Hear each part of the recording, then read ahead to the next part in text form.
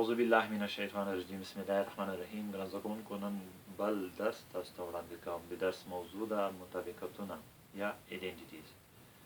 مطابقتونه هغه الجبري افادې دي چې د متحول په ټولو قیمتونو سره تل د مساوات دواړو خواوې سره مساوي کیږي.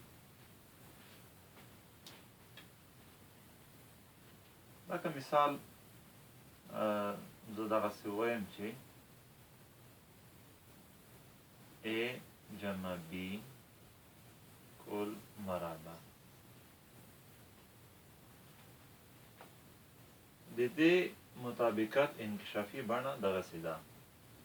اول به لومړی حد مربع کوو، یعنی A مربع، بیا د جمع علامه. دلته به د لومړني حد توان ضریب کوو.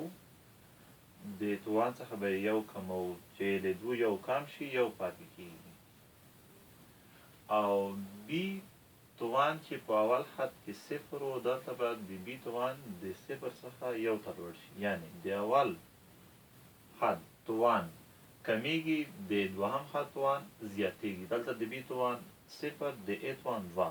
اوس دلته دې ځای کې د ا توان یو ته کم شو او د بی توان د صفر څخه یو ته لوړي.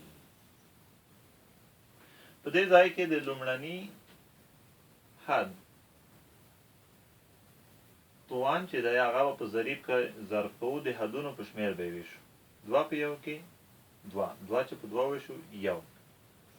دلته به ضریب یو شي، لیکلو ته اړتیا نشته. دې توان دلته یو و، دلته به صفر شي. هر عدد توان د صفر شي کېږي یو، لیکلو ته اړتیا نشته. ای بي توان چې دلته یو دی، دلته به څو شي؟ بي مربع. اوس دلته موږ په دې مطابقت کې یو عددي مثال په پام کې نیسو. دغسې وایو دوه جمع درې کل مربع. اول حد مربع یعنی دوا مربع جمع دوا ضرب ای بی یعنی دوا ضرب درې، دوا ضرب درې جمع بی مربع یعنی درې مربع.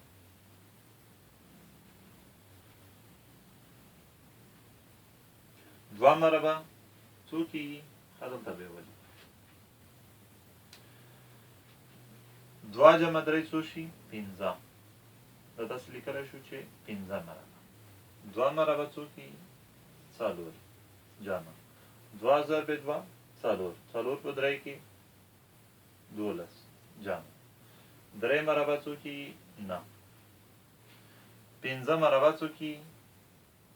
25 مساوي. 12 څلور څو کېږي؟ 14. 14 او 9 څو کېږي؟ 25. ومې لیدل چې دلته د مساواتو دواړه خواوې سره مساوي شوي د متحول په کومو قیمتونو؟ په 2 او 3. اوس دلته که د ا پر ځای موږ 10 ولیکو، د بي پر ځای 20 ولیکو، نو بیا به هم د مساواتو دواړه خواوې سره مساوي کیږي. نو دغسې الجبري افادې چې د متحول په ټولو قیمتونو سره د مساواتو دواړو خواوې سره مساوي کېدلی شي، دې ته موږ څه وایو؟ مطابقتونه.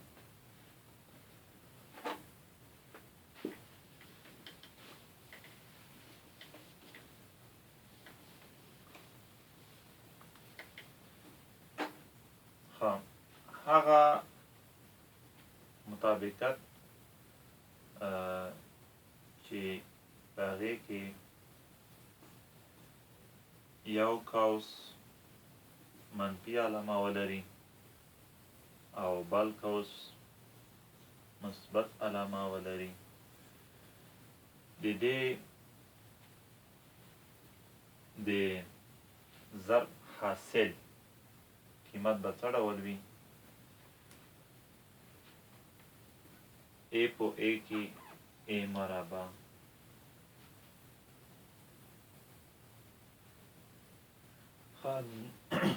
دلته علامه مثبت، دلته علامه مثبت، مثبت مثبت کې مثبت A په B کې AB